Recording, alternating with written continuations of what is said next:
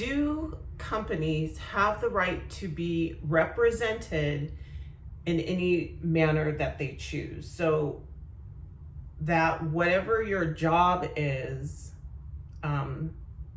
how you look, as long as you can do the job, how you look isn't important. So I was thinking back about, it was Piers Morgan and some lady, this is the general gist that I remember, was that she worked as a receptionist. This was in somewhere in England, I believe. Worked as a receptionist. When she got hired, she wore heels and makeup, her hair, dresses and skirts and all this stuff. And she was, young, attractive.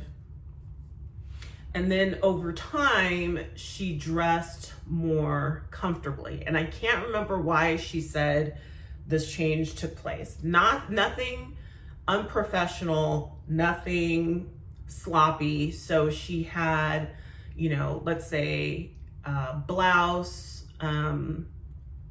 slacks. She wore these really expensive, loafers, and not like clunky, cheap loafers. She was saying that they are designer and they're made by this person. So still sharp, high-end professional clothing, but just, pants, slacks and flats. And I think she said she would slick back her hair into a neat ponytail. I don't remember about the makeup, but ended up, I believe she got fired because, basically she had changed the way she looked and they wanted someone who was, I don't know. I don't even know what they said to get this by, but they wanted someone, attractive and to greet the customer. And I was like, I don't know. I don't know if a company, when it has nothing to do with your job. So for her to smile, greet people, answer the phones professionally, take messages, take packages and send out packages, make sure there's coffee and water in the reception. Why does she have to wear, a skirt or heels or have, her hair blown out? So I remember when I used to work at the county, when a new person had come in to manage the division I was in, he was telling a story of how he went to McDonald's and the girl had blue hair or something, and how, I don't want somebody with blue hair serving me my food. And I remember thinking, how? And it's all packaged up anyway. She just probably turned and handed you the bag or handed you the tray.